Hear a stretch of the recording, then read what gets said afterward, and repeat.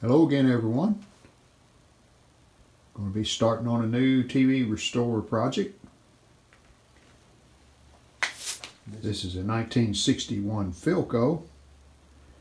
It's called a Briefcase 19. It says it up in the corner there. It's a model J3210 PL. This set was in excellent shape when I purchased it. Lettering is good and bright. Handle's still intact. Antennas both work fine. But knobs are all good. This is metal here and the paint on it is excellent.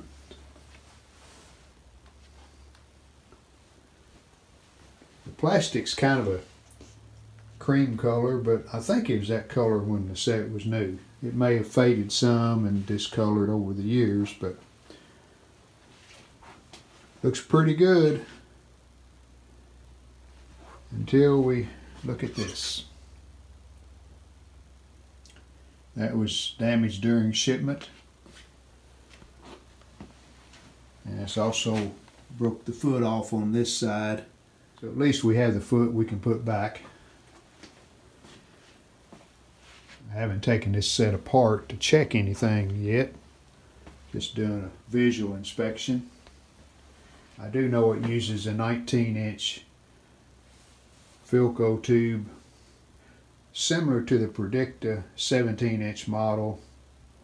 It's a thin tube, uses a 2.68 filament voltage.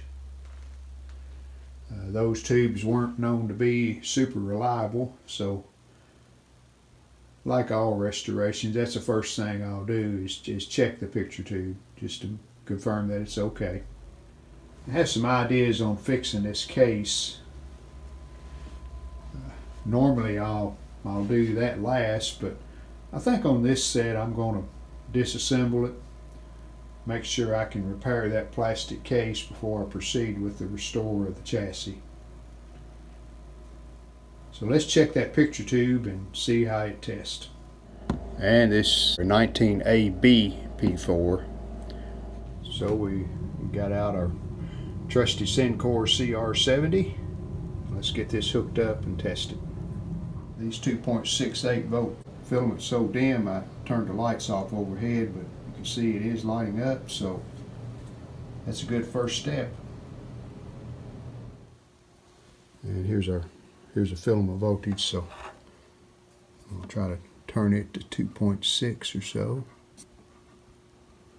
Should be, yeah, I'm on a 2 volt scale, so I'm going to have to go to a 3 volt.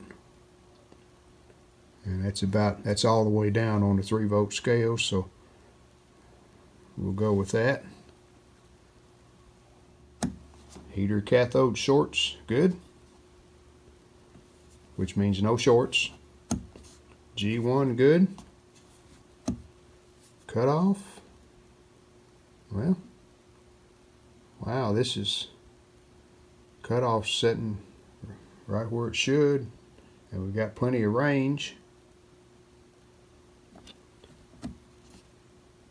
Emission is good. According to that, we have a good tube. We'll do the life test.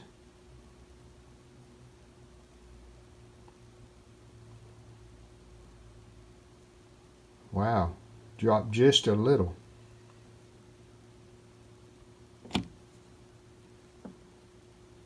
So we have a good picture tube. Well, curiosity got the best of me. Plugged it in. Good news is, looks like all the tubes are lighting up, including the picture tube. But nobody's home. No sound, no picture. But hey, we got a good start. Picture tube checks good. Tubes are lighting up. So we'll get to work on this thing. And the yoke has a plug on it, so that was easy. Get it out of the way. And I think we should be ready to remove the chassis and the metal cabinet.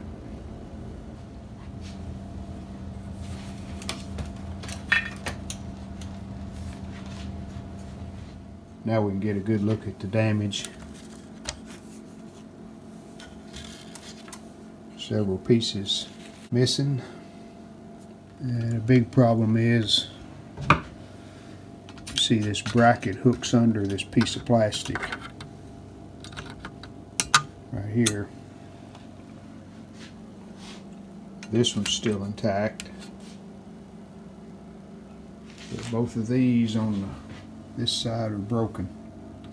That's completely gone, and this one really gone. Not much left of it at all.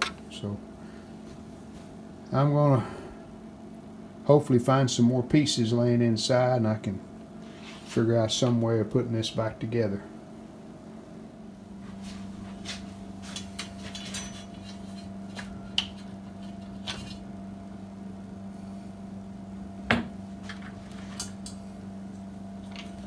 There's the two good brackets.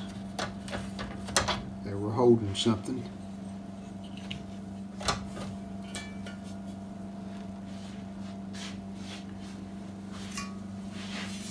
And it is a 19 AB P4.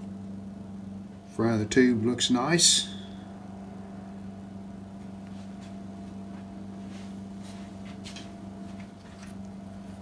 Probably fortunate that it didn't break this implosion shield on the front. It has that yucky smell like the predictors do. We'll clean that up and take care of that, but several scratches, but I think that'll polish up okay. Alright, got the foot back on. This piece back on. This is super glue. Now, no, that's not going to be a long-term fix. But I have another idea in mind on that. And on that large crack over there. I'm going to use their staples. They're just heated staples that go across this crack. That's what I'll be using on that. And on the foot over here. Well, that's all of the pieces we found, and we did get everything put back in the shape that it's supposed to be. Just some reinforcement needed.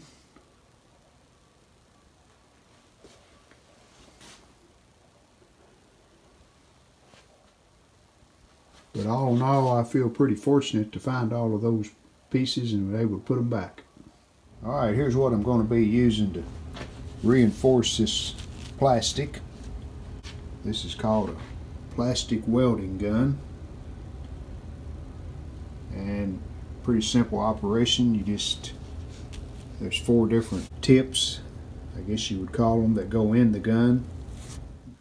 This one here would be more down in a corner, an inner corner you wanted to reinforce.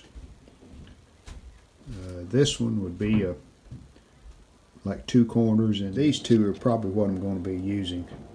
This just spans across a crack. Your crack's right in the middle, so that holds it together. And this one's similar, just not as pronounced ribs, but that's to go across the crack to hold the 2 pieces together. Here's the first one I've done. You can see how it works. We've got a crack running diagonally there, and then I just put the splice across it. I'll just snip off those 2 ears, and that should hold that together.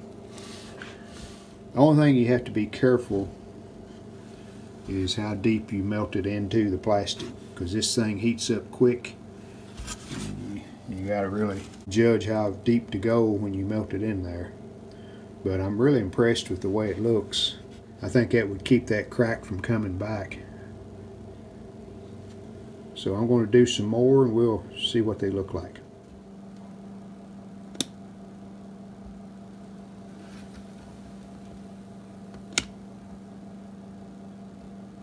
can see how quick that melts. Put some more of these on these places that I've super glued back, and then when I'm finished I'll show you what it looks like. Well, I think I better quit while I'm ahead. Pretty happy with what I was able to do. I think that's strong enough now that it won't break again. I was even able to put a splice in the back side of where that bracket goes. And still got to snip them two off. So I'm going to clean this up, and then we'll put the picture tube back in it and see what it looks like. Well, just a test fit, but I think we can call that a success.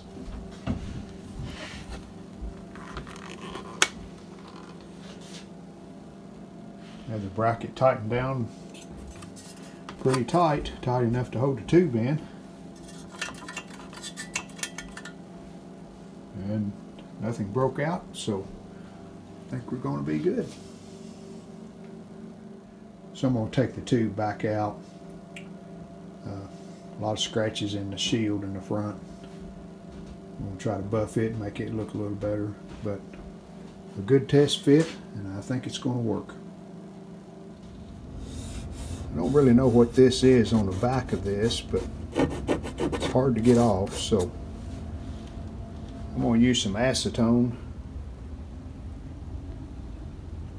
See if that'll break it down and get that off. Well, that's taking it off, but you really got to watch with this acetone. See that bright spot? It'll kind of eat into the plastic. Well, I'm going to stop there.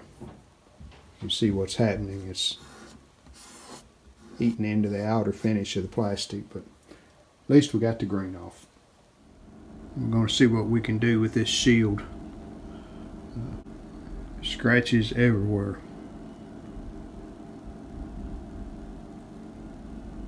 I'm not going to be using a power buffer on this if I can get by without doing that. So I'm going to just use this scratch remover. I'm going to do it by hand. We'll see if we can get some of these scratches out. And then there's some polish I can put on as a final step. I think this is the same material that was used on the Predictus. I think it's called tinite, or anyway, it's the tinted plastic.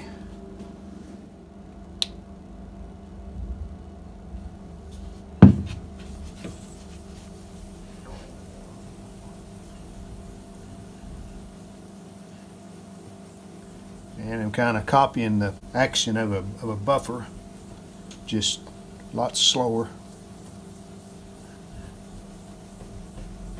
Kind of a swirl pattern.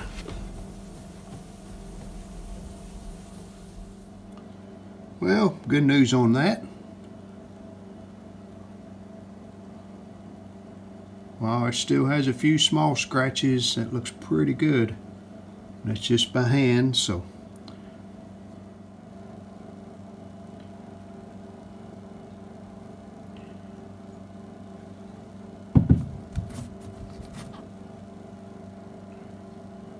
Alright, that's good enough.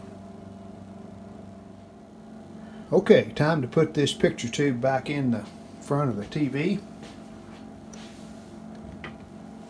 First we put our shield in.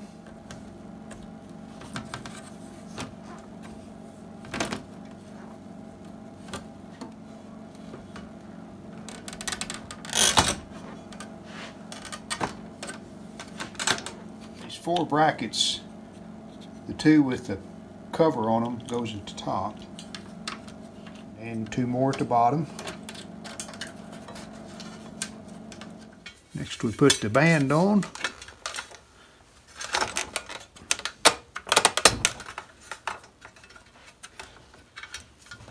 tighten this bolt. And I can tell where this was tightened to before is right along in there. So we'll go about another 3/8 of an inch.